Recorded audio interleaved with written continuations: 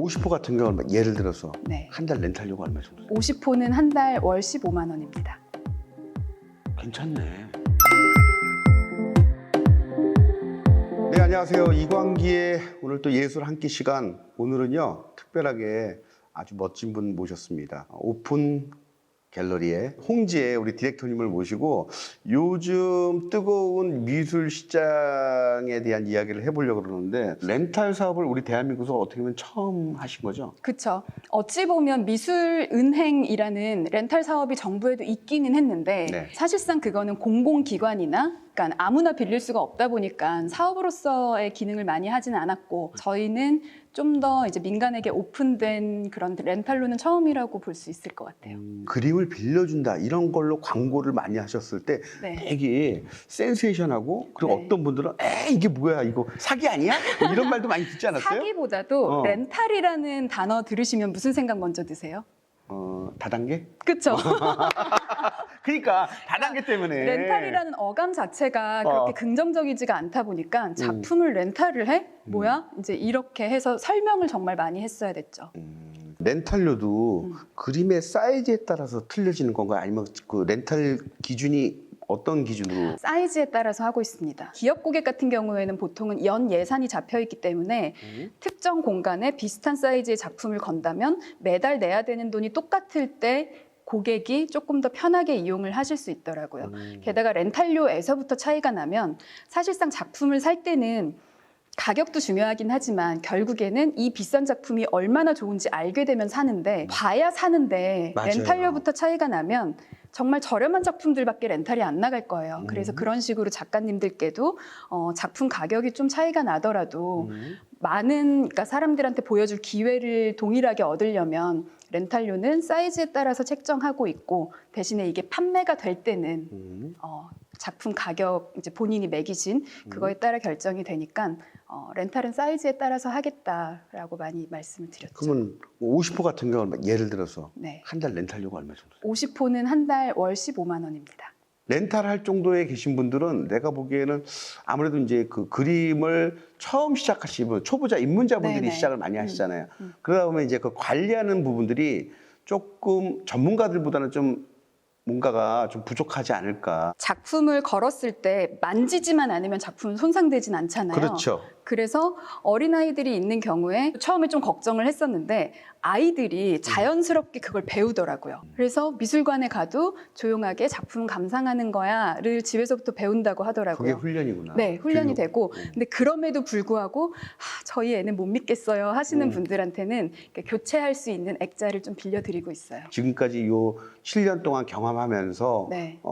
이렇게 컬렉터들이나 렌탈 하시는 분들 보면서 어떤 가능성, 성장, 그리고 뭐 좀 이런 다양한 좀 이야기 좀 해주세요. 우선은 성장 가능성이라고 할 때는 되게 기대되는 바는 많아요. 기존의 미술 시장은 1%의 작가와 1%의 컬렉터들이 만나는 시장이었잖아요. 그래서 일종의 스타 플레이어들만 이렇게 같이 놀 수 있는 시장이고, 그 밑에 젊고 유능한 작가들이 너무너무 많은데 그들이 움직일 수 있는 시장이 없었죠. 수요자들이 없어서인가 보면 수요자들도 있어요. 근데 수요자들 입장에서 갤러리에 가면 작품 가격이 안 붙어 있어요. 그러면 내가 이거를 잘 사는 건지 못 사는 건지 확신이 없단 말이에요. 갤러리에 가서는 이 작가 이름도 처음 들어봐. 검색해도 뭐가 안 나와. 그러니까 답답하지. 살 수 있는 돈이 없었던 게 아니라 돈도 있고 살 마음도 있는데 확신이 없었던 것이 더 컸더라고요. 그 신뢰도를 쌓는 과정에서 이제 확신을 더 확실하게 심어주는 기제가 렌탈인 거죠. 내가 직접 걸어보고 이제 체험하고 그러고 나서 확신이 생기면 구매하실 수 있는. 그렇죠. 그러면서 이제 내가 이제 그 학습할 수 있는 시간이 생기는 거잖아요. 자기 취향에 대해서도 알게 되고. 요즘 이제 갑작스럽게 유동 자산이 갈 데가 없으니까 갑자기 모든 자산이 다 미술 시장으로 들어왔어요.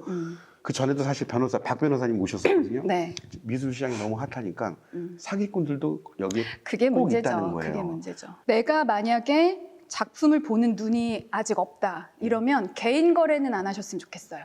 그러면 우선 특정 기관을 통해서 사게 되면 그것이 갤러리가 됐든 옥션이 됐든 어쨌든 그 진품 보증서가 보증서에 있죠? 그런 조항들이 또 있을 거예요. 계약서 같은 거에. 이 작품이 만약에 진품이 아닌 게 판명이 되면 이 거래를 취소하고 환불해 주겠다. 사실 이 조항만 있어도 그래도 어느 법적 효력이 정도는 있죠. 네, 내가 보장을 받을 수 있거든요. 그런 유명 작가의 유명하다고 하는 작품을 그냥 사시는 것도 괜찮지만 내가 그 작품의 첫 번째 컬렉터가 된다면 즉 작가로부터 내가 첫 소장자가 된다면 작가 이렇게 사인 있고 작가님들도 전시장에 와서 같이 이제 인사하시고 그런 전시에서 작품을 사시면 사실 가품일 리가 없죠. 좀 재미있는 또 사례들이 있지 않으세요? 좀 뭔가 아. 의미 있는 손님들, 저 너무 제가 늘 소개하고 싶은 손님들, 소개하고 싶은 손님 있어요. 감동적인 손님들. 있어요.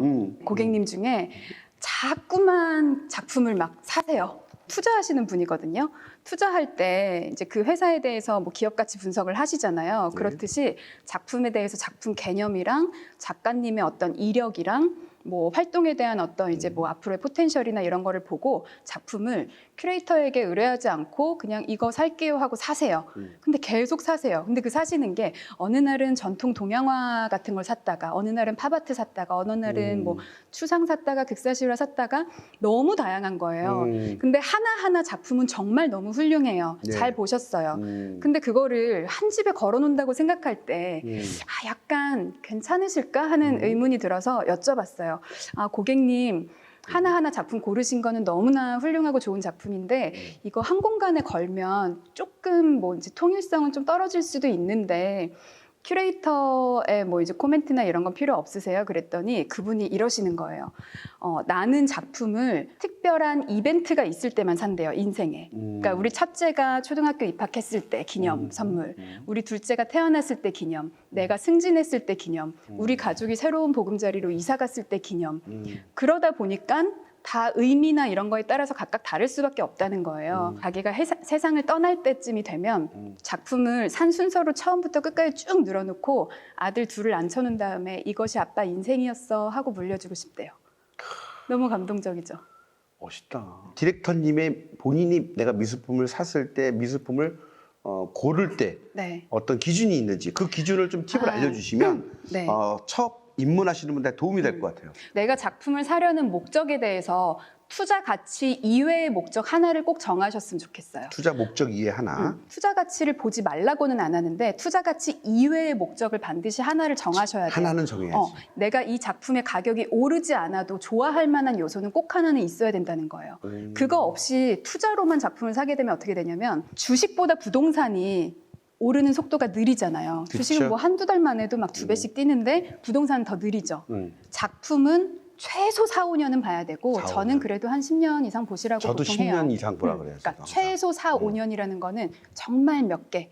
10년간 내가 이 작품을 보면서 오르는 속도가 안 보여요. 근데 투자 목적으로만 샀어요. 내 마음에 안 들어. 보면 어떻게 되죠? 볼 때마다 기분이 나쁘죠. 기분 나빠. 근데 내 마음에 들어요. 볼 때마다 가격이 오르건 안 오르건 상관없어. 내가 아침에 일어나서 보면 기분이 좋고 출근할 때 기분이 좋고 너무나 기분이 좋아요.